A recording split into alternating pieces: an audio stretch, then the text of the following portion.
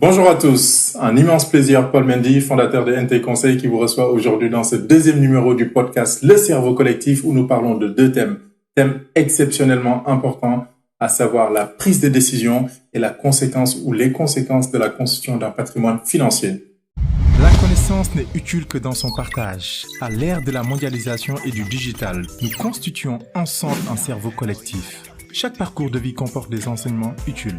La capacité à prendre des décisions est cruciale dans la réussite de tout individu. Cette faculté décisionnelle est d'autant plus importante dans tout projet de constitution d'un patrimoine financier. Chers amis, dans ces entretiens, nos invités vous parlent de l'impact de leurs décisions dans leur situation financière actuelle, afin de vous inspirer pour atteindre votre liberté financière. Bienvenue dans votre émission Le Cerveau Collectif. Dans ce deuxième épisode, j'ai le plaisir de recevoir une jeune dame exceptionnelle parce que voilà, elle vous accompagne à gérer l'argent et comme vous le savez, comme on le dit souvent, le nerf de la guerre, c'est l'argent. Donc à travers ces dires, nous allons apprendre beaucoup par rapport à la gestion financière, mais également, tout simplement, nous allons mieux comprendre l'argent et l'objectif, c'est de vous permettre, vous, nos chers téléspectateurs, vous, les personnes qui nous écoutez, de pouvoir apprendre des choses qui vont vous permettre de sortir soit de la dette, d'investir un peu mieux, d'investir de façon beaucoup plus intelligente et tout simplement de vous donner des objectifs sur une année, 2 ans, 3 ans, 4 ans, 10 ans pour réussir votre vie sur le plan financier. Et comme vous le savez, si vous avez des capacités financières assez conséquentes, vous allez pouvoir non seulement vivre une vie plus sympa et autour de vous, vous allez faire de belles choses. Donc sans plus tarder, je vais laisser la coach Oracle se présenter. D'ailleurs, son nom est déjà un nom prémonitoire par rapport à ce qu'elle a fait. Donc, on va lui laisser la parole. Elle est venue de Paris. On a un immense plaisir de te recevoir, coach. Merci, merci pour l'accueil. En tout cas, merci pour l'accueil. Moi, c'est coach Aura. J'ai fait mon prénom, mais sinon c'est Oracle, qui veut dire réponse de Dieu. Donc, je suis là pour accompagner les personnes à sortir de la dette, à pouvoir épargner efficacement et mettre leur argent vraiment au service de leurs ambitions et ensuite investir. Donc, ça se fait en 3 étapes. Et pourquoi je fais ça? Parce que le plus souvent, les personnes, ce qu'ils font, c'est qu'ils pensent que leur argent sert juste à payer des factures, à être toujours en stress. Donc, ça fait que l'argent, c'est un sujet de stress pour eux parce que il faut respecter des échéances, il faut respecter, payer des impôts, etc.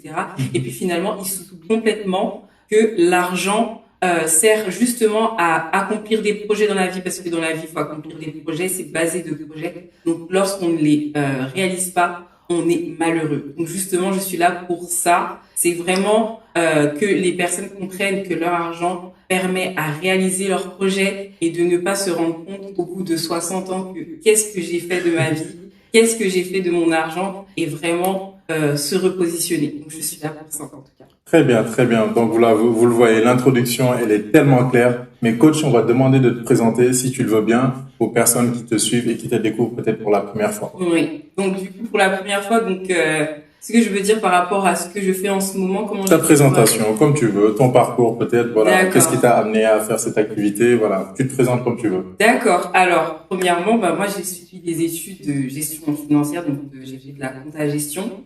Donc après mon bac scientifique, j'ai décidé de poursuivre sur cette voie-là et j'ai fait principalement mes études en alternance. Donc j'ai pu à la fois aller à l'école et ensuite travailler. Et c'est vraiment là que j'ai eu mon expérience avec l'argent.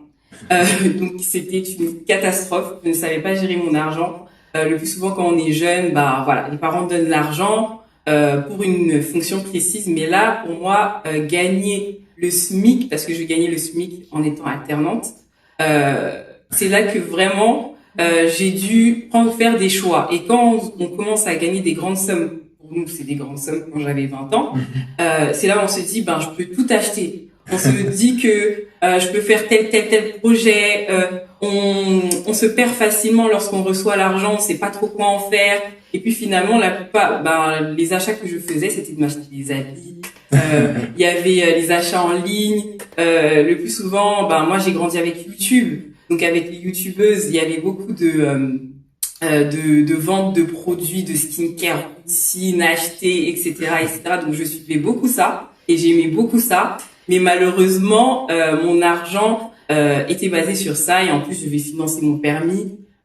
J'ai financé mon permis toute seule, etc. Mon père il m'a aidé à conduire, etc. Mais au niveau des finances, je savais pas trop m'en sortir. C'était assez brouillon. Je m'éparpillais dans mes finances. Et j'étais facilement mais surendettée, donc je pouvais dépasser des découvertes. Je gagnais, comme je vous ai dit, le SMIC, mais je pouvais être à découvert de moins 1 000 euros et j'essayais de rattraper le coup, etc. C'était pas facile. Et en fait, ce qui me bloquait, c'est que je partais du principe que je ne gagnais pas beaucoup d'argent et que c'était normal que j'ai des problèmes, voilà, que je sois endettée. Et ça aussi, c'était une croyance limitante, alors que non. La gestion financière, c'est tout simplement que c'était méconnu, sachant que j'ai fait des études de compta, de gestion, mais c'était pour les entreprises. Le plus souvent, on les apprend pour les entreprises, mais j'étais incapable de le faire pour moi. Donc, si je devais reprendre la présentation, c'est qu'il faut savoir que je ne savais pas du tout gérer mon argent. Voilà, ça, c'était clair. C'est parti de ça. Voilà, c'est parti de ça. Et ensuite, quand j'ai fini mes études, en fait, j'avais pas terminé, mais je voulais passer mes études en candidat libre, donc je voulais être expert comptable. J'ai voulu passer en candidat libre parce que je trouvais que j'avais trop de problèmes financiers. Donc, pour dire que l'argent, des fois, quand on a un manque d'argent, ça nous réoriente dans nos études. Tout à fait. Et puis, j'ai voulu passer en candidat libre et j'ai commencé à chercher du travail avec mon bac plus 3 en licence, en contrôle de gestion et en comptabilité. Et malheureusement, chômage pendant 4 mois, je recherche, personne ne me prend parce qu'on part du principe que je ne suis pas la personne idéale. Et j'avais déjà des problèmes financiers à l'époque. Au chômage, c'était encore pire. Et malheureusement, je me suis retrouvée fichée bancaire, donc ça veut dire que j'avais pas mal d'incidents. J'avais donné un chèque à l'État pour payer mes études et puis malheureusement, ils ont mis 6 mois pour m'encaisser. Donc j'avais déjà des problèmes. Donc c'était un chèque sans provision. Ça s'est rajouté. Entre-temps, j'avais un découvert assez élevé, fallait que je me retrouve avec. Donc c'est à partir de là, en étant fiché bancaire, qu'on a coupé toutes mes cartes. On a coupé complètement toutes mes cartes. On m'a donné une carte électron, c'est-à-dire une carte avec très peu de capacité de retrait. Voilà, très peu de capacité de retrait, de paiement. Et dès que mon solde est à 0, la carte elle ne fonctionne plus. Donc on m'a donné cette carte-là, j'étais tellement énervée. Et c'est à partir de là que j'ai dit bon, il est temps que je réapprenne. Il est temps que j'apprenne à bien gérer mon argent parce que si je continue là, je vais atteindre les 3 incidents pour être fiché bancaire et je risque pendant 5 ans d'avoir des sanctions. Voilà, de ne plus d'avoir de crédit pendant 5 ans. Donc il fallait vraiment que je me reprenne en main et je l'ai fait grâce à des allocations de chômage d'un montant de 1100 euros, 1000 euros. Donc j'ai commencé à réapprendre et c'est à partir de là que quand j'ai commencé à sortir de la dette que je me suis dit pourquoi pas aider les personnes à pouvoir sortir de la dette. Même avec le peu de revenus qu'on a, et j'habitais aussi chez mes parents, donc ça m'a permis ça a permis justement d'épargner un peu. Très bien, voilà. Excellent, très bien ce que tu dis. Donc ça démontre également que pour être coach, on n'a pas forcément peut-être besoin de commencer par des études, mais on part d'un constat qui est peut-être un constat généralisé. Et ce que tu dis est intéressant, c'est qu'en fait tu as déconstruit pour pouvoir apprendre. Et ça on va en parler tout à l'heure. Maintenant, dans l'entrepreneuriat, je crois comprendre qu'aujourd'hui, tu es entrepreneuse. Oui, c'est ça. Ou entrepreneur, en fonction de comment on va le dire. Qu'est-ce que tu fais réellement et c'est quoi ton parcours dans l'entrepreneuriat? Quand tu as créé, tu as quoi exactement? Alors, quand j'ai commencé, c'est-à-dire l'année dernière, il y a quelqu'un qui m'a proposé une opportunité de faire du marketing de réseau pour vendre des produits d'investissement. C'était du trading, tout ce qui est crypto-monnaie, etc. Je me suis dit, bon... je cherche à développer de nouvelles sources de revenus. À cette époque-là, je me suis dit, bon, pourquoi pas me lancer. Bon, de toute façon, le pack coûtait 200 et quelques euros. Je me suis dit, bon, ça, c'est pas du tout une arnaque. Donc, si l'argent est perdu, est perdu. Et je me suis lancée dans ça. Et malheureusement, j'avais du mal avec le marketing de réseau, prospecter les gens, rappeler, etc. Donc, j'étais pas trop dans ça, mais j'étais plus intéressée par l'investissement. Et par le trading, donc tout ce qui était crypto-monnaie, cette nouvelle monnaie assez méconnue de tous, mais ça m'intéressait de plus en plus d'apprendre. Et j'ai commencé à investir en crypto-monnaie, donc avec le peu de revenus que j'avais, je commençais à investir, etc. Et ça a commencé à me plaire de connaître le milieu, de mettre un pied dans l'investissement. Donc moi, j'ai commencé par un marché risqué qui était la crypto-monnaie. D'accord. Donc ensuite par le marketing de réseau, je me suis dit non, mais pour l'investissement, que j'ai des investissements que je suis en train de faire, je pense qu'il faut que je développe une entreprise qui me permette d'avoir plus de cash flow pour pouvoir investir par la suite. Parce que un salaire, mettre 100 euros par-ci, 200 euros par-là, ça m'épuisait. Je me disais, mais je veux aller plus vite dans mes investissements. Qu'est-ce que je peux faire? Et c'est là que je me suis dit, bon, pourquoi pas me lancer dans le dropshipping? Ça n'a pas fonctionné. Et puis finalement, je me suis dit, bon, j'aime beaucoup la gestion financière, l'investissement, etc. Mais pourquoi pas apprendre aux gens dans mon entourage à investir? Bon, je vois que la plupart des personnes sont souvent dans les dettes, ont souvent les mêmes problèmes, en tout cas dans mon environnement, ont beaucoup de problèmes financiers. Pourquoi pas les tirer vers l'investissement, vers le haut? Et ça passe par ces 3 étapes, donc la sortie de la dette, l'épargne et l'investissement par la suite. Très bien, très bien. Et tu as créé en quel moment? Aujourd'hui, tu as quoi comme structure? Du coup, ça fait 6 mois, je me suis formée, j'ai pas arrêté de me former pendant toute cette année 2022 et j'ai continué à me former. C'est vraiment là, à partir d'avril, que je me suis lancée sur Instagram. Donc, j'avais déjà un compte TikTok depuis le mois d'août où je mettais des vidéos, des conseils, etc. Mais là, c'est vraiment... c'est devenu une activité à part entière, d'accord. Est-ce que tu as créé une société pour que les gens le sachent? C'est quoi la forme juridique? La forme juridique, pour l'instant, je suis une entreprise individuelle. Très bien, c'est excellent pour commencer. De toute façon, voilà, maintenant tu comprends la prise de risque. C'est peut-être le meilleur risque à prendre et ensuite avec le développement, tu pourras changer de forme juridique. Mais encore une fois, voilà, dans tes propos, moi, ce que je retiens, c'est que voilà, tu pars d'un constat pour proposer et tu es revenu à tes amours, peut-être parce que voilà, tu as fait ces études, je pense que tu es passionné de compta et de gestion. Et c'est vrai que quand on parle de gestion financière, le mot gestion est aussi important que l'aspect financier. Très bien, excellent. Maintenant, on dit souvent, voilà, ce sont les questions que j'ai en face de moi. Si vous me voyez tourner la tête, ne vous inquiétez pas. Vous dites souvent qu'à plusieurs moments, vous avez voulu gagner plus d'argent quand vous étiez un peu plus jeune, quand vous étiez alternante. Vous parlez de votre bourse. Excuse-moi, je te vous vois alors que voilà, je dois te tutoyer, ça va être beaucoup plus simple. Donc, tu parlais de ta bourse qui est passée d'une année de 300 à 100 euros. Donc là, tu gagnes une bourse de 300 euros et d'un seul coup, tu perds 66% de ta capacité financière et là, tu te dis, je peux pas faire pareil. Ensuite, tu commences à travailler, tu gagnes un SMIC, tu te dis, c'est pas suffisant. On a l'impression que toi, tu es une personne qui aime l'argent.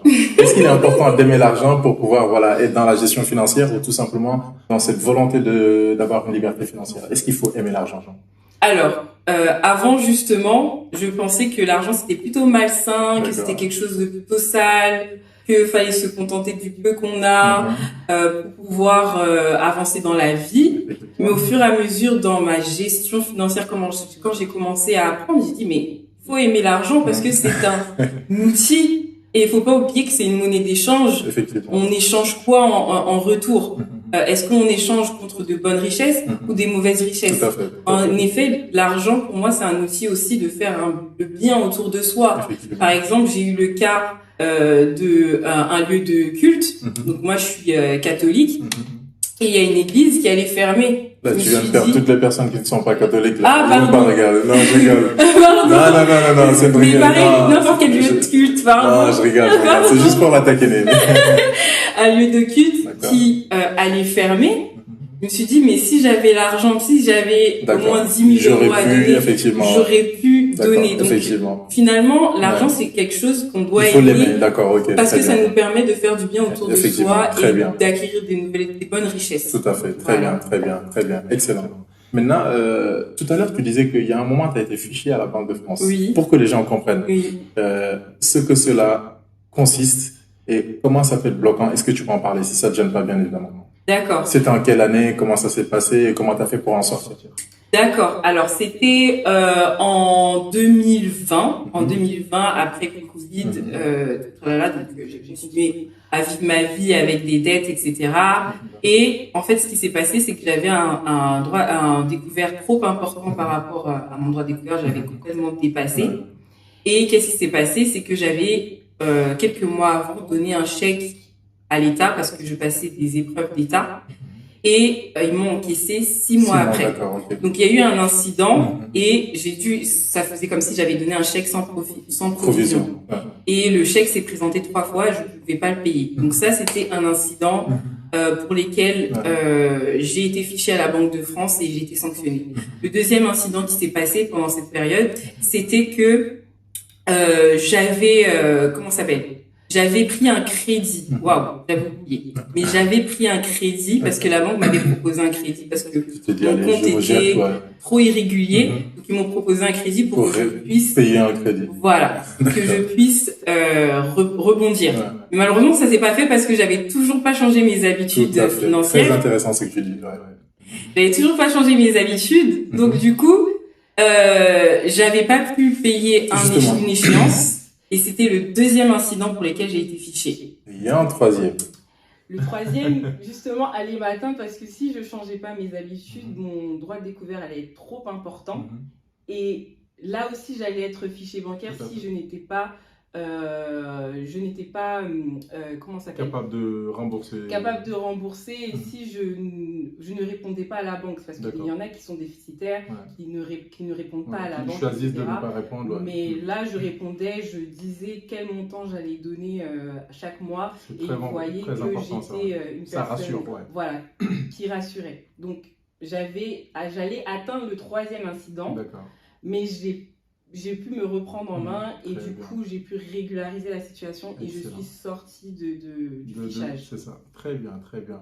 Donc on voit que voilà, on peut avoir une situation financière assez compliquée, mais elle a souvent dit, je n'avais pas encore changé mes habitudes. Donc je pense que les habitudes, les croyances sont vraiment importantes par rapport à cette démarche vers l'argent. Très bien, excellent. On va passer à la prochaine question.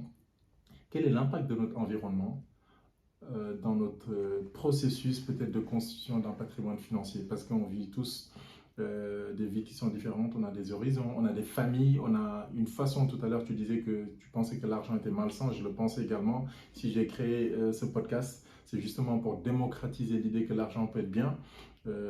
Quel est l'impact de notre famille ou de notre environnement sur cet état d'esprit qu'on a par rapport à l'argent ? C'est valable pour tout en fait. Quelle valeur on va donner à l'enfant, quelle éducation on va donner à l'enfant. Et voilà, ce qu'on va voir, voilà, le premier modèle qu'on va avoir, c'est les parents. Et ça joue beaucoup sur tous les domaines. Et aussi le modèle financier, comment ils géraient l'argent, est-ce qu'ils se disputaient souvent par rapport à l'argent. Est-ce que à chaque fois, par exemple, dans certaines familles, quand tu vas demander l'argent à papa, est-ce qu'il te disait ah j'ai pas l'argent, j'ai pas l'argent et tout, des trucs comme ça, ou soit c'était un sujet qui était souvent sous tension, tabou, etc.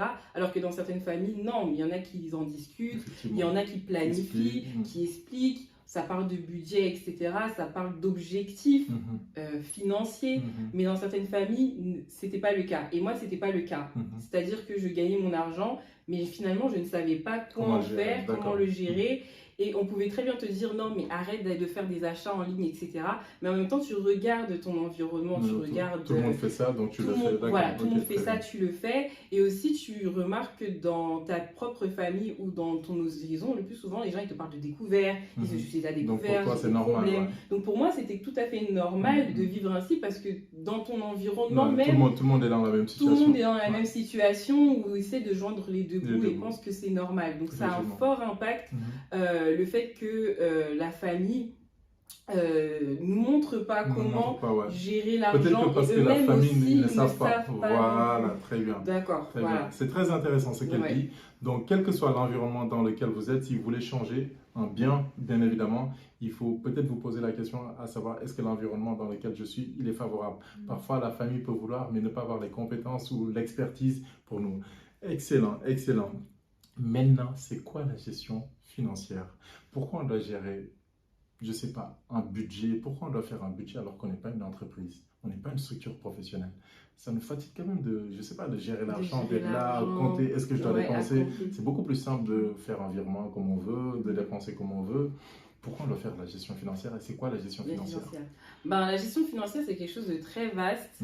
On parle de flux de trésorerie, etc. Mais pour être simple, c'est de savoir où est parti mon argent. D'accord. Je vais parler de mon expérience. C'est que moi, pendant mes années d'alternance, c'est-à-dire mes années pendant 6 ans, on m'a posé la question combien j'ai gagné depuis que j'ai commencé à travailler, donc à 27 ans. J'ai fait le calcul et encore, c'était pas correct, parce qu'il y a les primes, il y a les intéressements, il y a plein de trucs. Donc j'ai trouvé un chiffre approximatif en multipliant par 12 fois le nombre d'années, ça m'a fait 120 000 euros, le prix d'une maison. Donc pour revenir à la question que tu me disais, pourquoi on n'est pas une entreprise ou quoi que ce soit, ben, c'est pour savoir exactement mais où ton argent va en fait. Est-ce que, et du coup on m'a posé la question juste après, mais qu'est-ce que j'en ai fait de tout cet argent c'est une réflexion qui est assez compliquée à tenir. Voilà, et même ça fait très mal parce que tu te rends compte, mais j'ai gagné tout ça, mais qu'est-ce qui me reste? Voilà, qu'est-ce qui me reste? Qu'est-ce que j'en ai fait? Bon, est-ce que j'ai un terrain? Est-ce qu'il n'y a rien? Et c'est là que je me suis rendu compte que non. Et en plus, j'avais dit, parce que c'était un webinaire, il y avait une fille qui avait dit, non, mais moi, j'ai investi dans les actions, etc. Mais la personne, la conférencière, elle a dit, mais non. Je sais très bien que la part de tout ce que tu as gagné comme argent, la part d'action, le pourcentage d'action, c'est très faible, ça fait même pas 10% de tout ce que tu as gagné. Donc, la gestion financière, c'est vraiment la question, où va mon argent? Qu'est-ce que j'en ai fait? Et quels sont mes projets? Est-ce que j'ai fait des projets? Le budget. Pourquoi faire un budget? Pourquoi faire un budget? Je t'entends tout le temps parler, faites un budget. On va aller devant la caissière. Ah non, là j'ai dépassé mon budget de 1 euro, je ne peux pas dépenser. Pourquoi on fait un budget? Bah justement, le budget va nous montrer exactement, c'est un outil qui va nous montrer où notre argent part. Le plus souvent, les personnes font quoi? C'est qu'ils font un budget, seulement une liste de dépenses, on ne connaît pas les échéances, on ne connaît pas d'autres informations, on connaît juste le montant. La source de l'argent. Voilà. Ça se trouve qu'il n'y a qu'un seul revenu et il y a différentes dépenses et on va faire revenu moins charge et le montant en question qui reste, c'est même pas le solde de notre compte en fait. Donc ça ne reflète même pas la réalité de notre situation financière. Là, tu touches à un point important, c'est-à-dire au-delà de ce qu'on peut gagner. C'est-à-dire aujourd'hui, si je dois recevoir une paye à la fin du mois, où je dois avoir des revenus qui arrivent, si par exemple j'ai une diversification de revenus, l'argent que je dois utiliser dans mon calcul, c'est pas forcément ce qui arrive, mais c'est déjà la situation financière dans laquelle je suis. Par exemple, je suis à moins, je sais pas, 100, 150, 200 euros. Il faut que je prenne cela en considération dans le calcul de ce budget. Voilà, parce que ça fait de l'argent en moins, ça fait un budget en moins. Vous n'avez qu'un seul revenu, donc ça veut dire que vous allez prendre une décision. Bon, quel poste je ne vais pas utiliser, peut-être moins de sorties, moins de ceci, parce que vous avez qu'un seul salaire. C'est dur ça. Ça fait partie du processus. Voilà, ça fait partie du processus. Le changement des habitudes dont tu parlais. Voilà. Très bien. Et en fait, le budget, beaucoup de personnes qui vont faire, c'est la liste de dépenses, mais on ne saura même pas combien ils ont gagné dans l'année. Par exemple, moi, je suis arrivée à un stade, je sais combien j'ai gagné depuis le mois de janvier. Et donc, ça maintenant, ça devient une habitude, à chaque fois tu vérifies. Là, je te pose une question. Est-ce que, depuis que tu as commencé à faire ça, est-ce que tu te sens différente, tu te sens bizarre, excuse-moi du terme, ou autour de toi, les gens n'ont plus le même regard, ou même là, tu venais avec tes frères, que les gens ne voient pas. Est-ce que finalement, c'est une habitude qui est devenue une habitude démocratisée au sein de ta famille, ou voilà, tu le fais toute seule et puis voilà, tu essaies de persuader les gens, mais pour l'instant, ils se disent, voilà, elle est dans son monde, on va la laisser avec ses budgets, tout ça. Comment ça se passe?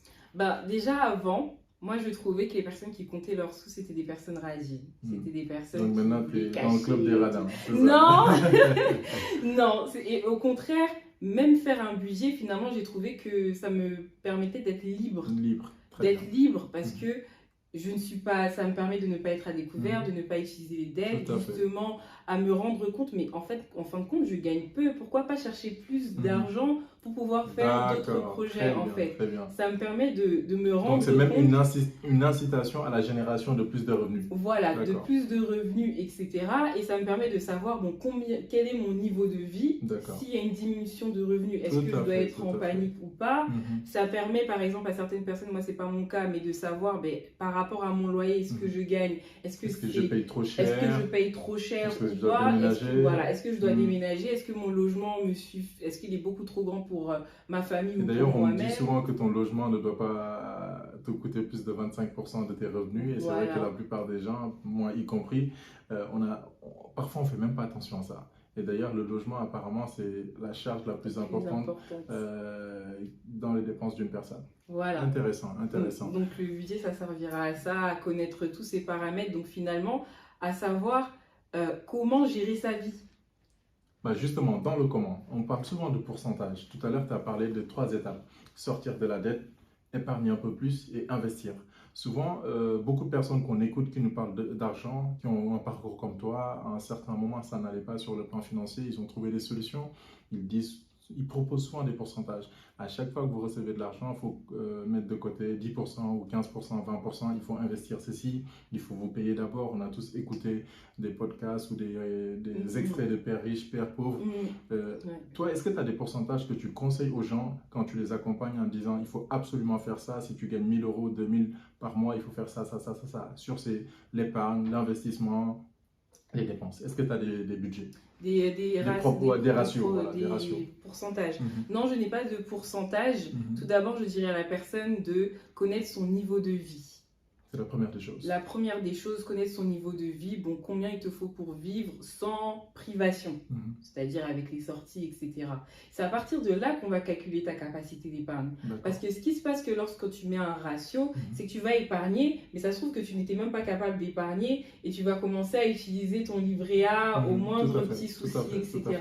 Il faut connaître son niveau de vie et à partir de là, par rapport à ce qui reste, de pouvoir établir exactement, donner une fonction à son argent, dire que ça c'est pour l'épargne, ça c'est pour peut-être pour la famille au pays parce que des fois il y a des imprévus, il y a des urgences, donc un fonds d'urgence. Donc là tu parles des Africains et c'est vrai que c'est une problématique qui est importante. Voilà, et ça te permet justement à donner une fonction à ton argent, mais ça te permet aussi de te protéger justement pour ce genre d'imprévu et de rester focus dans tes projets. Tout à fait. Parce que des fois ce qui se passe c'est que quand il y a un imprévu, on va commencer à casser des PEL, on va commencer à casser des fonds d'épargne, les tirelières, les pots condamnés, on va prendre le couteau. Voilà, pour envoyer au Sénégal, pour envoyer au pays. Et pas les qu'au Sénégal, là je suis pas d'accord. Au Congo aussi peut-être. J'ai fait exprès. Mais finalement, on se perd et on s'oublie.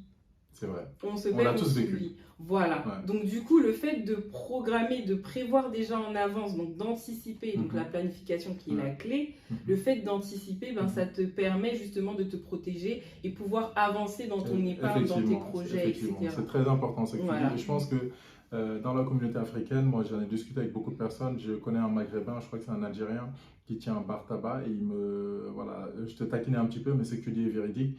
Il me dit que c'est fou l'argent que les Sénégalais peuvent envoyer au pays. Ce sont les personnes avec les Maliens qui envoient le plus d'argent. Il me dit les sommes que j'entends parfois, je n'arrive pas à comprendre comment tu peux envoyer autant d'argent au pays. Et je pense que c'est intéressant d'aider la famille là-bas, d'aider les gens, mais il est important qu'on ait un regard global par rapport à tout ça. Et je pense que c'est pour ça que vos activités, elles sont importantes. Seul le changement d'habitude par rapport à l'argent et la gestion financière va nous permettre de dire que si je gagne 1500 € par mois, je ne peux pas envoyer 300, 400 € à des personnes. Il va falloir que je les accompagne à investir, à faire autre chose. Et c'est très intéressant ce que tu dis. Maintenant, si on revient sur les problèmes, quels sont les problèmes les plus fréquents que les personnes que tu accompagnes rencontrent? C'est-à-dire en termes de gestion financière, toutes les personnes que tu accompagnes, si tu fais peut-être le bilan, c'est quoi le problème le plus important? Est-ce que c'est la dette? Est-ce que c'est autre chose? Est-ce que c'est les habitudes? Voilà, comment tu analyses la chose?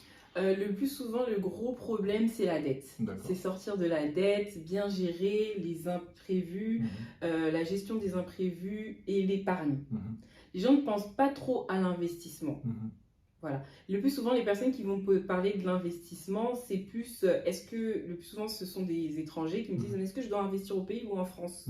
D'accord. Tu vois. Mais le plus souvent, c'est flou. Ils ne savent pas où mettre leur argent. Mais le plus souvent, c'est la dette et l'épargne. Maintenant, l'épargne, ils ne savent pas non plus qu'est-ce qu'ils vont en faire non plus. Et parfois, ça, faut cadrer. Tu dis, en fait, ce que tu es en train de dire, c'est qu'il y a des personnes qui arrivent à épargner de grosses sommes, mais l'argent dort à la banque, ils ne savent pas quoi en faire. D'accord. Ils ne savent pas quoi en faire et du coup, il peut arriver un imprévu et puis on finit par recommencer de zéro. Et ça, c'est un gros souci, c'est un gros problème pour pas mal de personnes. Ils ont du mal à donner des objectifs, à donner des directives. Des fonctions, ouais, c'est un mot que je retiens vraiment aujourd'hui. Donner des fonctions à son argent. Très bien. Des directives à leur argent. L'argent, tu dois le maîtriser, tu dois le contrôler. C'est un outil, c'est ce que tu dis. Voilà, c'est un outil. C'est toi qui dois avoir le pouvoir. Donner une fonction à son argent, c'est donner le pouvoir. Voilà, c'est reprendre le contrôle. Le contrôle, ouais. Et pas l'inverse. Et pas l'inverse. C'est pas l'inverse. L'argent ne doit pas te contrôler. mais et c'est te plutôt, dire qu'à la fin du mois, mais qu'est-ce qui s'est passé? D'accord. Non, c'est toi qui donnes une fonction à ton argent. Je décide de mettre mon argent là et il faut changer ses habitudes. Ce que tu dis est tellement véridique parce que nous autres qui sont issus comment dire, de l'Afrique, parfois on a des amis qui sont d'autres communautés, juives, maghrébines, françaises. Et quand on va chez eux, on voit qu'ils discutent argent. Même pour les sorties, parfois on voit des amis qui vendent des choses qui n'en ont pas forcément besoin, mais ils le font pour les vacances. Ils les vendent, c'est peut-être pour préparer la scolarité qui arrivera dans 5-6 ans. Et même dans l'investissement, on a l'impression que parfois ils sont tellement différents de nous. Ils vont parler budget, comme tu le disais, pendant les repas. C'est une discussion qu'on avait eue. Donc tu penses que voilà, dans les familles, notamment les familles africaines, il va falloir qu'on change vraiment notre rapport avec l'argent si on veut avoir beaucoup plus de pouvoir d'achat, mais au-delà de ça, si on veut être une communauté voilà, qui pèse. Je pense que voilà, il faut vraiment changer les habitudes. Oui, il faut vraiment changer les habitudes, surtout le fait que dans nos familles africaines, on devient vite esclave de sa famille. Là, je vais toucher un point fort parce qu'on va me dire que je suis peut-être radine ou quoi. Mais quand tu choisis le chemin de l'abondance, c'est un chemin de priorisation. Tu dois te prioriser. Tu as parlé qu'il y en a qui donnent énormément dans leur famille et finalement ils s'oublient. Parce que quand tu ne donnes pas, on part du principe que tu n'es pas, correct, tu es plutôt radin, tu préfères en termes de conscience, parfois on peut être un peu entre le marteau et l'enclume. Voilà, et du coup, finalement, il y en a plein qui se sont oubliés et puis finalement qui ne se sont pas priorisés et n'ont pas pu finalement investir. Qui parfois à certains âges, voilà, ils ne peuvent pas rentrer au pays parce qu'ils n'ont rien là-bas. Ici, ils n'ont pas investi parce qu'ils se sont dit qu'à un moment, on va rentrer. Et en fait, je vais reprendre une phrase que mon père me dit tout le temps, tu ne peux pas aider une autre personne si toi-même tu ne peux pas t'aider. Et c'est vrai que quand il le disait avant, bon, je ne comprenais pas, mais avec le temps, je prends du recul et je me rends compte que c'est vraiment véridique ce qu'il dit. Il faut d'abord avoir une stabilité pour pouvoir stabiliser autrui. Voilà, c'est ça. Et du coup, il y en a beaucoup qui deviennent esclaves de leur famille, surtout pour les Africains. C'est-à-dire que dès que tu vas gagner une somme, il faut que tu penses à ta famille, alors que toi-même, tu n'as rien construit. Toi-même, tu es encore au début. Et c'est vrai que si toi, tu ne peux plus aider, cette famille va être un peu plus en galère. Donc, c'est très important ce que tu dis. Hier encore, j'en discutais avec une personne et je pense que fondamentalement, on a besoin de se dire, d'accord, quand je gagne de l'argent, il faut que j'épargne, il faut que je mette de côté. La famille, je les aide, mais peut-être qu'au-delà de l'aide, il faut peut-être qu'on change le rapport et avoir ce discours de vérité avec les personnes qui sont restées au pays, parce que nous aussi, on pensait de la même manière. Une fois qu'on est là, si on change d'état d'esprit, c'est peut-être pour le bien de tout le monde. Mais c'est vrai que voilà, ça demande peut-être beaucoup plus de discussions. Je pense que ça mérite des masterclass, des conférences. Vraiment, parce qu'il y a tellement à dire. Il y a tellement à dire et c'est la prochaine question du coup. Quel est ton regard par rapport à l'Afrique de façon générale en termes de gestion financière et plus particulièrement au Congo, qui est ton pays? On a beaucoup d'étudiants, de diplômés, de personnes, des doctorants, etc. Mais ils n'ont pas la maîtrise de leur propre argent. Malheureusement, ce sont les Indiens, ce sont les Chinois, ce sont les Libanais qui maîtrisent depuis longtemps la gestion financière. Et puis finalement, ils sont plus forts que les Congolais. Donc ça veut dire que l'économie congolaise dépend est maintenue aux mains de par ces personnes-là. Donc du coup, le fait de ne pas maîtriser son propre argent, de ne pas en créer non plus, du coup, il y en a d'autres qui profitent et on ne pourra pas maîtriser nos propres richesses, nos propres ressources, si déjà nous ne maîtrisons pas notre argent. C'est ce qu'on appelle la richesse d'un pays, voilà, qui est exogène, pardon, parce que voilà, c'est détenu par d'autres personnes, alors qu'elle devrait être endogène, c'est-à-dire voilà, créée, maintenue et comment dire, redistribuée à des gens qui font partie de ce pays. Très intéressant, je pense que c'est une discussion voilà, pour laquelle tu as vraiment beaucoup à faire pour changer les mentalités. Et je pense que là également, nous autres communautés africaines, peut-être qu'on devrait avoir beaucoup plus d'humilité et aller apprendre des autres pour comprendre voilà, comment ils font, comment ils comprennent l'argent, c'est quoi leur rapport avec l'argent. Et peut-être nous rendre compte que voilà, on est peut-être les derniers de la classe à ce niveau, mais on a des capacités. Parce qu'on a quand même un pouvoir d'achat. Moi, je le vois dans beaucoup de magasins. Ce sont les Africains, voilà, des gens qui nous ressemblent et tout, qui financent cela. Ici, beaucoup de personnes qui proposent des logements. La plupart de ces logements sont occupés par des gens qui nous ressemblent. Donc, je pense que la capacité financière est là, le pouvoir d'achat est là. Peut-être, comme tu le dis, donner une fonction ou l'orienter. Très bien, excellent, excellent. Maintenant, si on arrive à cette prochaine question. On dit souvent que ce n'est pas forcément ce qu'on gagne qui est important, mais c'est comment on le gère. Est-ce que tu es d'accord avec ça? Est-ce que tu as une autre vision, toi qui es experte dans ce domaine? Tout à fait, je suis tout à fait d'accord. C'est vraiment comment on gère son argent parce qu'on peut gagner peu, mais quand on a une stratégie, ça change tout. D'ailleurs, il y a un truc, je te coupe pas, hein, mais je veux que tu utilises cela peut-être dans ta réponse. J'ai l'impression que nos mamans, ce sont les champions de l'épargne. Ils arrivent à faire des choses que nous, on n'arrive pas à faire. Parfois, femme de ménage, tu ne comprends pas. La personne, elle est là pendant 10 ans.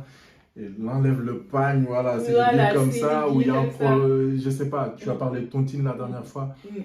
Comment on fait pour justement développer cette capacité en se disant, d'accord, c'est pas le montant que je gagne, mais c'est ma gestion. Parce que ça, même si on se le dit, parfois c'est compliqué d'y croire. On a toujours l'impression qu'on en gagne toujours moins qu'on en a besoin.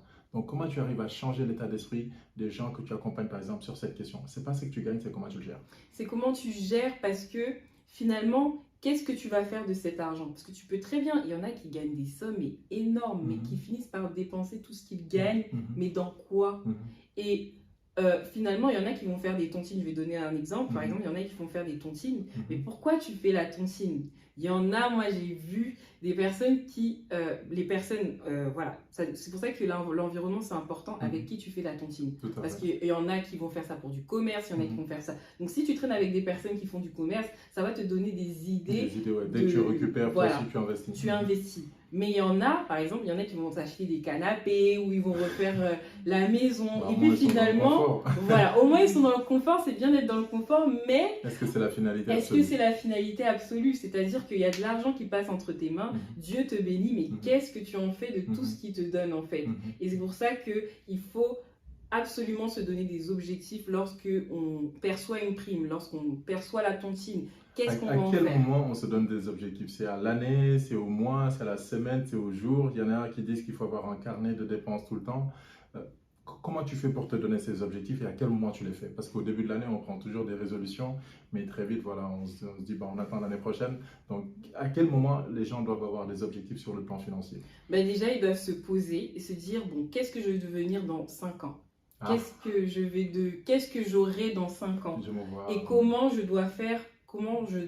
Quel est le plan pour pouvoir être la personne dans 5 ans? Et c'est à partir de là qu'on commence à établir les objectifs de chaque année et les objectifs de plusieurs mois. Parce qu'il faut que tu aies des étapes. Le mois de janvier, le mois de février, je suis à telle étape, donc le hasard n'a plus sa place. Le hasard n'a plus sa place. Tout est déjà planifié. Donc le secret de l'éducation financière, c'est la planification. Très bien. Excellent.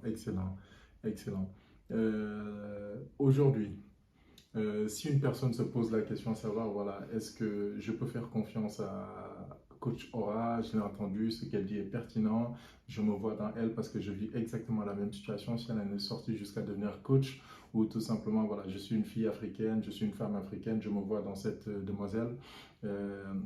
Ou je sais pas, voilà, bref, en tout cas, voilà, une personne qui a envie de te suivre, de peut-être solliciter tes services, qui se demande, mais est-ce qu'elle est diplômée? Parce qu'on sait que sur Internet, voilà, on trouve plus ou moins des charlatans, on trouve des gens sérieux, même si le diplôme ne veut pas tout dire. Qu'est-ce que tu peux dire par rapport à cette question? Est-ce que tu es diplômé par rapport à ce que tu fais? T'as parlé de ta licence. En quoi, voilà, tu as une légitimité pour faire ce que tu fais? Pour faire plaisir aux personnes qui demandent une légitimité, j'ai un licence 3 en contrôle de gestion et en comptabilité, etc. J'ai fait des études de finance pour faire plaisir aux gens, mais ce n'est pas le plus important parce que c'est pas ça qui m'a permis de pouvoir bien gérer mon argent et pouvoir investir par la suite. C'est vraiment du bon sens, la gestion financière et beaucoup de formation d'éducation financière personnelle. Parce que ce qui est vrai, c'est que j'ai des camarades de classe qui ont fait des études, voilà, qui sont allés en école de commerce, qui ont fait des études de finance, etc. Mais ils ne savent pas comment appliquer ce qu'ils ont appris pour leur propre finance. Ce qu'on doit retenir, c'est vraiment le bon sens. Le bon sens, vraiment. Parce que par exemple, j'ai jamais eu de prof de finance qui m'ont dit d'acheter des actions pour moi. Je me disais toujours que c'était dédié aux entreprises et qu'il fallait beaucoup d'argent. D'ailleurs, je pense que l'école devrait peut-être avoir une importance beaucoup plus importante. Bon, là c'est redondant, enfin un regard peut-être différent par rapport à la gestion financière, et peut-être que ce sont des cours qu'on devrait peut-être commencer à mettre peut-être au niveau du collège, voilà, parce que déjà au collège il y a des parents qui donnent beaucoup d'argent, et la dernière fois j'ai écouté un jeune homme qui a 28 ans, je ne sais plus comment il s'appelle, il est du Cameroun et il est déjà milliardaire en termes de valeur. Il a commencé à investir à partir de 13 ans et il disait qu'en fait, on lui donnait 100 francs CFA par jour et lui, il le gardait. C'est comme ça qu'il a commencé à épargner. Donc, je pense qu'il y a des gens qui ont ce bon sens naturellement, d'autres qui ne l'ont pas, d'autres qui n'aiment pas l'argent, d'autres qui ne comprennent pas c'est quoi la gestion financière. Et je pense que voilà, ce que tu dis est important, mais c'est pas commun en fait d'avoir ce bon sens en se disant d'accord, dans 5 ans, parce qu'on estime toujours que la vie va se passer comme on le souhaite, même s'il y a la Covid qui arrive, il y a des choses qui nous surprennent. Donc pour résumer, ce qui te permet d'avoir une légitimité, c'est que voilà, toi tu as fait des études, mais surtout aujourd'hui tu as démontré une capacité de gestion pour toi et tu peux le faire pour les gens. Très bien. Maintenant, on va parler d'un sujet qui est très important, la gestion financière dans les couples. Oula. Chérie, tu as trop dépensé. Ah, chérie, ça fait le 8e sac que tu commandes chez Asos ou je sais pas, chez Vinted. Bref, voilà. Ah non, chérie, on avait dit pas de bière, tu dois pas aller au bar. Voilà, toutes ces situations, on doit aller faire les courses, mais la carte ne passe pas, tu vois un peu. Et parfois, ça pose problème. Moi, je l'ai vu parce qu'il y a un moment, je travaillais comme agent de sécurité et je voyais beaucoup de personnes faire les courses et ils arrivent, la carte ne passe pas. Je pense qu'on l'a tous vécu. Comment on fait dans un couple pour gérer l'argent pour que ça ne soit pas non seulement un facteur de problème et parfois même une cause de divorce? Comment on fait dans le couple? Est-ce qu'on fait confiance à la femme ou c'est plutôt l'homme qui doit gérer? Comment ça se passe? Tout d'abord, je dirais, parce que l'argent, la manière comment on le dépense, ça dit beaucoup de nous-mêmes. Comment on a vécu, peut-être que, comme on disait tout à l'heure, par rapport aux parents, l'environnement, etc. Il faut chercher à savoir, à comprendre pourquoi la personne, elle dépense. Des fois, on a la peur de manquer. Et ça se manifeste aussi en accumulant beaucoup de choses. J'ai pas envie que je manque à manger, j'ai pas envie que je manque. Peut-être qu'à l'époque, peut-être avec ses parents, il y avait un certain manque, il manquait beaucoup de choses. La personne essaie de rattraper Voilà, et la personne essaie de rattraper. Il y en a, ils vont préférer justement garder l'argent dans leur compte et ça se manifeste de cette façon, la radinerie, etc. Et dans le couple, il faut que vous soyez d'accord par rapport à ça, à se dire, bon, avoir une vision, être transparent. Vraiment que chacun avoir les mêmes comptes. Voilà, avoir déjà une bonne relation avec l'argent pour pouvoir en discuter, parce qu'il y en a certains qui vont vouloir le cacher. Ça va créer des problèmes, ou l'envoyer au pays, je l'envoie à ma soeur, mais il ne faut pas que l'autre sache. Ça crée des problèmes. Non, vraiment être transparent, il faut que ça soit un travail fait à deux, parce que c'est pas facile. Et surtout quand dans le couple il n'y a pas beaucoup d'argent, c'est comme si on était dans le désert, il n'y a pas d'eau, et on se bagarre pour de l'eau.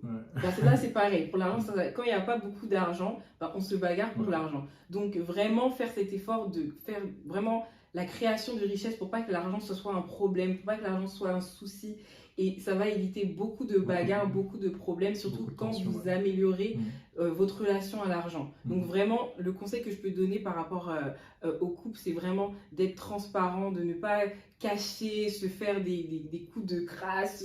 Voilà, il y en a beaucoup qui se disputent par rapport à ça. Et quand on regarde bien, c'est parce que chacun a sa vision de voir l'argent, et aussi parce qu'il n'y en a pas beaucoup, surtout en France, beaucoup de personnes se disent mais est-ce que je dois faire le 50-50, est-ce que je dois faire 70-30? Les gens, parce que la vie est devenue compliquée, l'inflation aussi a pris sa place, et que lorsqu'on ne gagne pas beaucoup d'argent, l'argent est roi, l'argent dirige. Ça impose justement le climat qu'on peut avoir aussi. Voilà, contrôle, alors que lorsqu'on crée de la richesse, là, c'est pas si compliqué que ça, parce qu'à deux, on peut trouver une idée. Et je pense que le plus dur, comme tu le dis, parfois, on attend un petit peu que la situation s'améliore sans proposer. Alors que, en fait, le transfert de l'argent d'une main à une autre, c'est tout simplement un transfert de valeur. Et je pense que quand je parle d'habitude, une fois que les personnes changent leurs habitudes, ils sont capables de générer peut-être ces 200, 300, 400, 1000 euros qui leur manquent à la fin du mois. Mais il faut savoir que pour que les gens te donnent de l'argent, il faut que tu leur proposes une valeur. Ça, je pense que... Et les gens ont une valeur. Parfois, c'est dans le coaching, parfois, c'est dans la création d'objets, parfois, c'est dans la vente d'objets qu'on possède. Et je pense qu'il est important de connaître voilà, comment on peut facilement avoir 50 euros de plus. Et surtout, j'ai l'impression, les gens qui évoluent dans l'argent, ils ne minimisent pas. Un sou, ça reste un sou. Un rond, ça reste un rond. Donc, si voilà, je peux économiser 10 euros, c'est 10 euros. Si je ne dois pas dépenser plus de 10 euros, c'est 10 euros. Je pense qu'il y a aussi peut-être ce rapport. Ce n'est pas la radinerie, mais peut-être comprendre ou connaître l'importance de l'argent. Qu'est-ce que tu penses par rapport à ça? Comme tu l'as dit tout à l'heure, franchement, ce que je peux rajouter pour la gestion de l'argent dans un couple, c'est quelle est votre vision. Beaucoup ont des visions distinctes, mais quelle est votre vision ensemble, et vous construisez vos objectifs ensemble. Le plus souvent, on est dans un couple et puis l'important c'est que chacun puisse payer les charges. C'est pour ça que quand je regarde sur Instagram ou sur YouTube, quand ça se bagarre pour des problèmes d'argent, etc., ça parle de 50-50, je me dis mais quel est l'objectif du couple en question? Quelle est la vision? Est-ce qu'ils ont écrit sur un papier? Et en plus, je trouve que c'est plus simple à deux parce que ça permet de faire toujours des rappels. Tout à fait. Je sais pas, après moi je ne suis pas en couple, mais ça permet de faire des rappels au couple que... Je suis en train de vous dire que... C'est moi qui va consulter votre CV. Je vais vérifier si vous avez les critères, tout ça. Vous saurez si vous allez le choisir.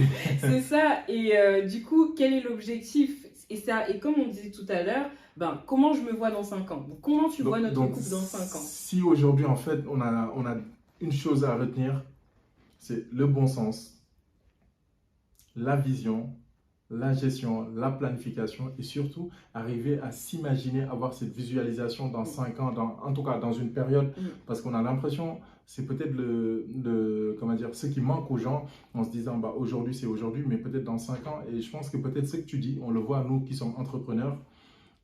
Si on refuse peut-être le monde du salariat, moi j'ai pas de problème avec ça. Aujourd'hui, je peux arrêter mes activités, aller faire du salariat, parce qu'en fait c'est pas ça qui change ma personne. Je sais comment mon style de vie c'est quoi. Mais je me vois beaucoup plus utile à la société, par exemple, ce que je fais là, et d'autres projets, je me vois beaucoup plus utile en termes de création, parce que j'ai cette créativité. Mais ce que je veux dire par rapport à là, peut-être qu'il est important de se dire, dans 5 ans, j'ai envie de payer la scolarité de mes enfants. Dans 5 ans, j'ai envie que mes enfants soient dans un jardin. Dans 5 ans, j'ai envie de ceci. Dans 5 ans, je pense qu'au-delà de l'aspect financier, peut-être que le pourquoi doit être plus puissant que l'argent. Exactement. Le pourquoi fait énormément de choses parce que, par exemple, comme tu viens de dire, par rapport aux enfants, par exemple, financer les études, faire en sorte qu'ils soient dans une école privée, etc., ça demande des sous. Et le fait d'avoir justement cette vision-là pour les enfants, normalement, vous devez vous accrocher à ça et ça va vous permettre justement de vous rappeler, quand je fais on aura plus de temps pour le gaspillage. C'est-à-dire que, mais cette dépense, mais finalement, c'est pas utile, je peux très bien... On revient à la fonction. Voilà. Donner une fonction à son argent, ta fonction, ton objectif, parce qu'il y a une femme qui est venue me voir qui voulait mettre sa fille dans une école de danse. Et malheureusement, elle avait des problèmes, des soucis financiers, etc.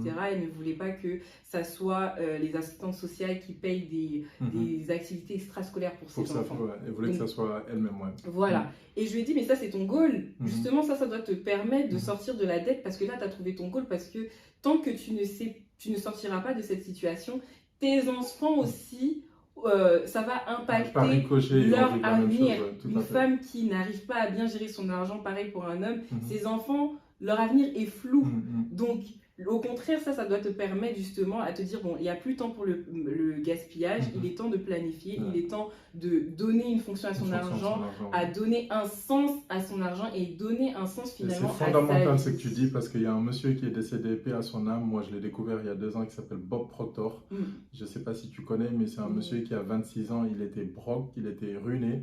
Et en fait, c'est à travers un livre qui a inspiré le titre de ce podcast qui s'appelle le livre de Napoleon Hill, Réfléchissez et devenez riche, Think and Grow Rich, la version anglaise. Et il dit que voilà, on lui a donné ce livre, c'est un ami qui lui a donné ça a changé sa vie. Il a commencé à devenir quelqu'un qui a de la valeur, quelqu'un qui avance dans la vie. Et surtout, il est devenu justement un coach dans la gestion financière. Il dit que s'il y a une chose que vous devez absolument apprendre à vos enfants, c'est la gestion financière. Parce que s'ils n'ont pas cette liberté, ils vont être tristes et gros. Quand on dit ça, on n'est pas forcément d'accord, mais on voit que pour lui, c'est essentiel de transmettre cette capacité à ses enfants de savoir gérer l'argent et surtout de savoir produire de la richesse. Et la richesse, ce n'est pas juste de l'argent, mais ça peut être la richesse des relations, ça peut être de tout. Et je pense que c'est ces relations peut-être qui apportent de l'argent, mais c'est fondamental ce que tu dis. Et encore une fois, si on revient sur la culture africaine, sur la culture nord-africaine, on n'a pas parfois cette habilité à ce que nos parents nous incitent à ce niveau. Moi, j'ai mon père, pour parler de mon père, qui m'a dit qu'en tant qu'étudiant, au Sénégal, je crois qu'il avait économisé 7 millions et quelques pendant ses études. parce qu'il avait cette volonté d'épargner, mais il ne savait pas quoi faire avec cet argent. Donc, je pense que l'éducation financière, c'est quelque chose de fondamental. Et c'est pour ça, encore une fois, des gens comme toi ont vraiment une responsabilité sociétale super importante. Et je vais juste rajouter, vas-y. Pardon, pour la vision. La vision doit aller au-delà de ta mort.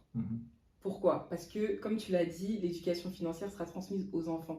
C'est comme ça que les dynasties se forment. C'est en transmettant justement cette éducation financière, parce que ça garde la richesse, comme on voit dans la famille Rothschild, Hermès, des entreprises comme Auchan. Ce sont des entreprises familiales qui sont toujours là présentes. À évoluer, parce que voilà, c'est parce qu'il y a cette culture-là. Et ce que je voulais rajouter pour la culture africaine, moi j'ai pas de problème par rapport à ça, c'est que la culture africaine dit qu'il faut s'occuper des enfants, mais aussi s'occuper de ceux d'avant. Et ben moi je veux casser ça, c'est-à-dire que moi je vais m'occuper de la génération future, parce que j'ai vu ça, j'ai vu des camarades à qui justement les grands-parents ont financé le logement, la nourriture à leurs petits-enfants, et finalement eux, ils ont que à étudier et ils réussissent comme ça. Tu vois ce que je veux dire? Donc investir vraiment à la génération future. Il y a celle d'avant, bien sûr, je peux m'occuper de celle d'avant, mais moi je veux m'occuper des générations futures, parce que le rattrapage est fait avec eux. C'est ça, je tiens à créer une dynastie pour ma famille en fait. Et ça, c'est important que l'éducation financière soit... On prend rendez-vous pour combien de temps là pour la dynastie Bon. Oui. Si je peux avoir 10% et 15% de part, ça ne me dérangerait pas. Non, en tout cas, c'est très intéressant ce qu'elle dit, c'est parfait. Il nous reste quelques questions, ensuite on va pouvoir la libérer. Une personne qui veut aujourd'hui gagner un peu plus d'argent, elle a écouté Coach Aura, elle a été subjuguée par ce que tu proposes. Elle s'est dit, voilà, je vais l'écouter. Maintenant, j'ai réussi à accumuler 100 euros, 50 euros, 30 euros, 200, 300, 1000, 3000, 4000. Comment cette personne fait justement pour ne plus être dans la dette? Parce que j'ai l'impression que c'est le premier objectif. Elle a épargné, d'accord. Maintenant, comment elle investit? Comment on arrive à investir de l'argent avec le risque qu'on connaît, avec la peur, peut-être, voilà, l'inconfort de se dire cet argent, je peux le perdre. Qu'est-ce que tu peux dire à ces personnes? Alors, à ces personnes qui ont économisé mais qui ne savent pas quoi en faire, tout d'abord, c'est de créer un filet de sécurité. C'est-à-dire créer un fonds... Pardon. Un fonds d'urgence. C'est-à-dire que y a de l'argent que vous mettez de côté justement pour se protéger. Tout à fait. Bien sûr, il y a des assurances, mais par exemple, pour n'importe quel imprévu, comme on a parlé de l'Afrique, mais aussi pour les enfants, il faut qu'il y ait un filet de sécurité pour eux, au cas où s'il faut acheter des baskets, il faut acheter des habits, on n'est plus à se poser de questions parce qu'il y a un filet de sécurité. Donc vraiment, se poser la question, bon, depuis que je gagne de l'argent, quels sont les événements qui m'ont fait perdre mon argent? Ça fait... Wonderful. Voilà. Ouais. Quels sont les événements dans ma vie qui m'ont fait perdre mon épargne? Parce que des fois, on recommence plusieurs fois pour une raison ou pour trois raisons comme ça. Et c'est toujours les mêmes. C'est toujours les mêmes. Donc, du coup, c'est là qu'il faut provisionner. Tu te dis, bon, le plus souvent, les problèmes, c'est plus souvent la famille. Bon, je vais provisionner de l'argent pour la famille, etc. Ça va être long, parce que c'est pas quelque chose de simple, c'est long, mais au moins vous l'avez. Parce que si vous investissez et que finalement vous perdez votre investissement, que ça marche pas, etc., et que par exemple ça peut arriver qu'il y ait un décès dans la famille, vous avez déjà votre filet de sécurité pour. Tout à fait. Et vous avez donné comme parlant de ça, moi, il y a une tata un jour qui m'avait donné une leçon magistrale en me disant que son papa, avant son décès, lui avait parlé de, comment on appelle ça, du fait de prendre une assurance. Et elle ne voulait pas, parce qu'elle avait l'impression que le papa lui disait je vais bientôt mourir. Et finalement, elle l'a fait. Et quand le décès s'est passé, le fait d'avoir contracté cette assurance à la banque qui ne coûtait pas cher, moins de 20 € par mois, ça l'avait vraiment épargné beaucoup de choses. Et je pense que par exemple, nous les Africains, on n'a peut-être pas cette culture de se dire, voilà, j'ai un papa qui commence à se faire vieux, une maman, une personne qui pourrait être demain une charge, même si cette personne peut déjà économiser de l'argent et peut-être qu'à son décès, voilà, elle a une épargne. Le but, c'est pas de traiter la mort comme, voilà, mais je veux dire que quand tu parles de prévision, on peut le voir ainsi. Et je pense que ce que tu dis est vachement important, parce que moi, j'ai écouté beaucoup de personnes qui disent que aujourd'hui, pour pouvoir dire qu'on est riche ou on est libre financièrement, il faut pouvoir se prémunir de 6 mois, voire parfois il y en a qui disent de 9 mois de vie sans salaire, sans revenu, mais juste avec votre capacité financière que vous avez de pouvoir vivre sans qu'un autre sou n'arrive pendant ces mois. Et je pense que quand tu parles de filet de sécurité, Moi, par exemple, qui est une personne qui est assez optimiste, téméraire, voilà, prendre un risque, c'est vraiment quelque chose de super facile pour moi. Voilà. Et là, je suis en train de l'apprendre justement comment calculer. Actuellement, je parle souvent de plan d'action. Parfois, c'est pas... On a l'impression que quoi qu'il arrive, on va trouver une solution, mais je pense qu'il faut peut-être développer la peur de si ça ne se passe pas bien, si j'ai besoin de cet argent, qu'est-ce que je fais? Et là, pour le coup, les personnes beaucoup plus posées, ils arrivent à faire cela parce qu'ils se disent, voilà, demain, j'ai pas envie de demander de l'argent à tel, j'ai pas envie d'aller voir telle personne pour lui dire, est-ce que tu peux me prêter 200, 300? C'est vachement important ce que tu dis. Et du coup, pour revenir sur l'investissement, maintenant, disons que la personne, elle a le filet de sécurité, elle a écouté Coachera encore une fois, elle a fait ce que tu as dit. Maintenant, elle te dit, d'accord, il me reste de l'argent, j'ai absolument envie d'investir parce qu'il va falloir que je génère plus d'argent ou que je diversifie. Qu'est-ce qu'elle fait? Dans quoi elle peut investir? D'accord, où elle peut investir? Déjà, il faut savoir exactement qu'est-ce qui te plaît dans l'investissement. Parce que des fois, on va investir dans des trucs, ça ne te plaît pas en fait. Peut-être que tu veux parce qu'il y a des investissements à risque, il y a différents niveaux de risque. Peut-être que toi, tu voudras investir plus et gagner plus, mais tu oublies que tu peux aussi perdre plus, tu vois. Et la première des choses vraiment, si elle a suivi mon coaching, c'est que vraiment elle s'est éduquée financièrement, mais la première des choses, c'est vraiment commencer à mettre des petites sommes.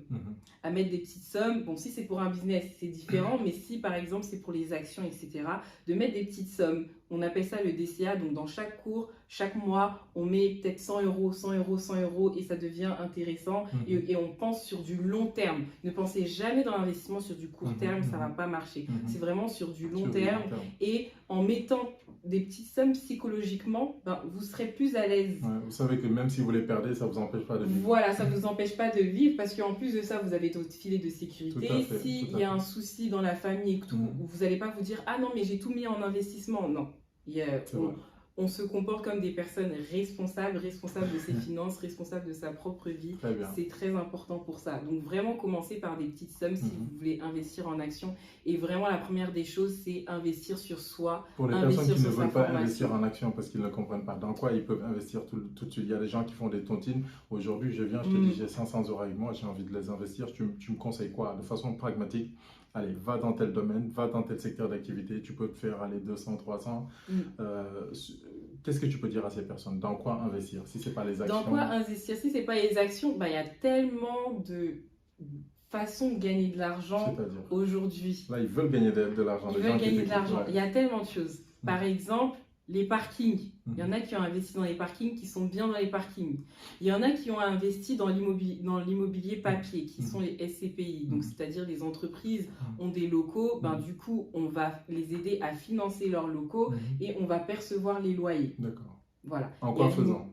Pardon? En quoi faisant? De quelle manière on peut aider une entreprise à financer son locaux et on va percevoir des loyers? Bah, c'est en achetant des parts justement qu'on appelle des sociétés civiles. D'accord. En achetant des parts des SCI et ça va vous permettre de percevoir des loyers. Donc il y a tellement de façons. En fait, il faut s'y intéresser, mettre de l'argent à la pâte. Mais là, si tu peux donner par exemple une idée facile que tout le monde va appliquer, le call to action, les gens vont l'appliquer, ce serait quoi? Là, par exemple, imaginons, il y a 10 personnes qui viennent te voir, ils ont tous 500 € ou 150, quel que soit le montant, c'est des gens qui te font confiance et ils savent qu'avec toi, ils vont réussir leur objectif. Ils investissent dans quoi? Bah, du coup, le truc, là, investir en quoi? Bah, ça peut être très dangereux. Parce que si je leur dis exactement où investir et puis ça ne marche pas, c'est un problème. En fait, tout le monde n'a pas... Tu vas parler de responsabilité, mais là, oui, tu n'assumes pas tes responsabilités. Dire exactement où investir, ça peut être très dangereux parce que tout le monde n'a pas la même psychologie. Il faut que la personne décide de son d'accord. Voilà, tout le monde n'a pas la même psychologie du risque. Par exemple, moi, au moment où la crypto-monnaie s'est effondrée, moi, j'étais un petit peu plus tranquille parce que j'étais éduquée. Je me suis formée. Mais il y a des personnes qui sont allées investir, sachant que la crypto-monnaie fonctionne très bien et qu'à un moment donné, ça va remonter pour ceux qui s'intéressent. Et il y a une personne que je connais qui n'a pas pu supporter cette chute, qui est partie retirer ses investissements, qui était prête à subir des pertes. Tout le monde n'a pas le même...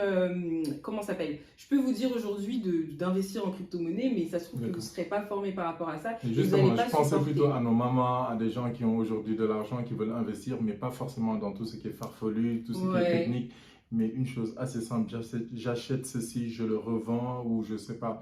je mets en place des services que je vais gérer ou des personnes que des personnes vont gérer. Je parle plutôt dans ce sens. Mais c'est-à-dire en business finalement. En business, ouais. Pas une entreprise, mais en business. J'ai pas besoin de créer une société, j'ai juste besoin d'investir mon argent et que je gagne ne serait-ce 1 euro de plus. Parce que ça commence de là. Bon, maintenant le truc c'est qu'il faut tester. Moi je vais pas dire. Non, juste un exemple. Il faut tester. Par exemple, on parlait de l'agriculture. On parlait de l'agriculture, acheter des chèvres, des moutons. Par exemple, il y a la tabaski, etc. qui arrive. Pour les personnes qui sont au pays. Voilà, pour les personnes qui sont au pays. D'acheter des chèvres, ça va à un moment donné des moutons et ça va apporter ses fruits, vous aurez un troupeau de chèvres et ça va vous permettre un certain... Donc quel que soit l'investissement, juste prendre le temps d'analyser, de tester, mettre de petits montants, être prêt à les perdre. Exactement. Et une fois que ça marche, tant mieux. Si ça ne marche pas, on teste et tout le temps long terme. Tout le temps long terme. Okay, tout le temps long terme. Très bien. C'était la question sur les conseils. Tu as très bien répondu. Tu as tout le temps, pendant cette émission, parlé de 5 ans. Dans 5 ans, coach Aura, elle se voit à quel niveau? Est-ce que la dynastie, elle est déjà ici? Est-ce que dans 5 ans, tu te vois comment? Dans 5 ans, franchement, moi qui ai mon entreprise de coaching, je me vois évoluer, mais vraiment à une force parce que l'argent, c'est ce qui est utilisé quotidiennement. Donc, j'ai déjà donné un nom à mon entreprise qui s'appelle Kimia, qui veut dire paix en lingala. Très donc, c'est-à-dire que tu as des problèmes financiers, t'inquiète, il y a Kimia qui est là, qui va t'apporter la paix, tu vois. Donc, je vois mon entreprise en train d'évoluer. Beaucoup de personnes s'intéressent à gagner plus d'argent parce qu'il y a l'inflation. Donc, je vois vraiment que Kimia, à un moment donné, va grossir et que je pourrais, par la suite, peut-être aller en Afrique, donner des conseils, peut-être en crypto-monnaie, une monnaie qui commence à prendre de plus en plus de place dans l'investissement. Vraiment que les personnes puissent être autonomes financièrement et qu'ils puissent créer de la richesse et non aller le chercher avec un costume, cravate, etc. et galérer. Là, tu t'attaques à tes tontons sapologues. C'est une discussion entre Congolais, je me retire. Et galérer. Donc, vraiment que on puisse reprendre le pouvoir de nos finances tout à fait. dans notre communauté, dans notre pays, quoi. Et sur le plan personnel? Sur le plan personnel, personnellement, je me vois évoluer, mais de fou, je veux construire mon patrimoine et de le transmettre plus tard. C'est vraiment ça qui m'intéresse, c'est ça qui me motive. Très bien, excellent, excellent. Donc vous voyez, elle a un pourquoi, elle a un why, elle se voit dans 5 ans et c'est pour ça qu'elle travaille. Elle a quitté Paris ce matin avec ses gardes du corps et elle est venue avec 2 frères. Voilà, c'est vrai que c'est la première fois qu'on se voit. On s'est connus dans les réseaux, donc ça c'est la force du réseau. Elle suit souvent nos lives et moi, voilà, à travers ce podcast, c'est de donner la parole justement à des gens qui font des choses intéressantes. Et voilà, elle a fait le déplacement de Paris en train, ça montre sa motivation. Une personne qui se dit d'accord, j'ai envie de suivre une formation, un coaching, comment elle fait pour te contacter? Qui n'hésite pas à me suivre sur Instagram. Donc, je suis très présente sur Instagram. Je fais énormément de stories pour éveiller les consciences. T'as des parts sur Insta, c'est ça? Ah non, pas encore. Pas encore. D'accord, ça viendra. Donc, je suis sur Instagram et également sur mon TikTok. Donc, je pense qu'il pourra le mettre en bas, je pense. Mais ça sera Aura Coach Finance. Donc, n'hésitez pas à me solliciter pour avoir plus d'infos par rapport à mes coachings. Si vous voulez reprendre les rênes de votre argent, reprendre la gestion, donc il faudra réorganiser vos finances, une réorganisation personnalisée, avoir un plan pour pouvoir le suivre et pour que vous puissiez avancer, donc donner un sens à votre argent et donner un sens à votre vie. On n'est pas là seulement pour payer les factures, on est là pour concrétiser des projets. Très bien, très bien. Très bien. Bah justement, on va faire la transition, ça va être la motivation. À la fin de ces podcasts, tu as 30 secondes pour motiver les gens qui t'écoutent, voilà, qui après t'avoir écouté, ils disent oui, bon, je vais écouter une autre vidéo. Pourquoi cette vidéo devrait vraiment être le déclic pour les personnes? Comment tu peux les motiver? Tu peux même le faire en lingala si tu veux. Voilà. Moi, je trouve que c'est la plus belle langue au monde, honnêtement, le lingala. Je l'ai dit partout. Donc, comment tu peux motiver les personnes qui t'écoutent? Alors, pour toutes les personnes qui partent du principe qui sont complètement découragées, démotivées, par rapport à la gestion de leur argent, qui n'arrivent pas à avancer, qui sont carrément désemparés et qui ont l'impression qu'ils tournent en rond avec leur argent, laissez-moi vous dire qu'il y a un espoir. Il faut seulement se reprendre en main, se poser la question, mais qu'est-ce que je veux faire de ma vie? Quel est mon plan? Et vous allez voir, si vous me suivez sur Instagram, vous devez éveiller votre conscience, je vais vous réveiller. Vous allez voir que ça va complètement changer la donne. Parce que là, vous aurez un plan à suivre, que vous soyez de la dette. Moi, mon but, c'est vraiment que les gens puissent sortir de la dette et qu'ils puissent investir en eux. Parce que ce chemin-là, c'est un chemin de priorisation et c'est un chemin solitaire. Donc, ce n'est pas un chemin facile parce qu'il faut changer ses habitudes. C'est comme le sport, il faut changer ses habitudes. Ce n'est pas un chemin facile, mais c'est un chemin possible. Donc, très bien. Très beau message très inspirant. Merci à toi, Coach Aura. Merci à toi, Oracle, qui veut dire réponse de Dieu, si j'ai bien compris, c'est ça. Donc voilà, avec elle, vous aurez peut-être des réponses qui vont venir du divin. En tout cas, c'est très intéressant la discussion qu'on a eue parce que ça nous permet de comprendre que, comme je le dis tout le temps, le mindset est au début et à la fin de tout changement. Et il faut d'abord changer ses habitudes, se questionner. Et je pense que dans tout, il faut avoir l'humilité de se dire peut-être que je ne sais pas, peut-être que je ne fais pas bien, peut-être que je devrais faire différemment, peut-être que je devrais solliciter une personne. Et c'est ça également la puissance du coaching, de la formation, parce que d'autres personnes vont vous apporter une autre façon de voir. Et à travers cette vision nouvelle, vous allez pouvoir tout simplement gagner plus de temps, gagner plus de connaissances et surtout avoir la vie que vous voulez. Parce que beaucoup de personnes, je pense qu'on l'a tous fait à un moment, une fois qu'on trouve notre vision, une fois qu'on trouve notre chemin, la vie devient simple. Donc, merci beaucoup pour ce temps si précieux, cet échange assez enrichissant. Fatou, derrière la caméra, on te dit merci également. Et on remercie toutes les personnes qui nous permettent ceci. Merci à mon partenaire sur ce podcast qui s'appelle Sekou Kamara, alias Top Boy. C'est son nom d'artiste, un Guinéen qui est exceptionnel. C'est lui qui va faire le montage. Il m'avait dit de ne pas dépasser les 30 minutes. Je pense qu'on n'a pas respecté ça, mais il va comprendre. C'était tellement intéressant. En tout cas, merci beaucoup à tout le monde. Et le prochain numéro, voilà, nous, on a reçu Abdel qui était le premier. Toi, voilà, jeune fille, un homme. Et on veut vraiment écouter tout le monde, la diversité. On ira prendre des millionnaires, des milliardaires. Voilà, on ira également prendre nos mamans. L'idée, c'est vraiment que chacun soit inspiré par des personnes qui lui ressemblent pour pouvoir non seulement prendre des décisions de façon générale, mais également de façon particulière par rapport à l'aspect financier et c'est construire le patrimoine qu'on veut construire. En tout cas, merci à vous, le Cerveau Collectif, deuxième numéro. À très bientôt pour le prochain. À très bientôt.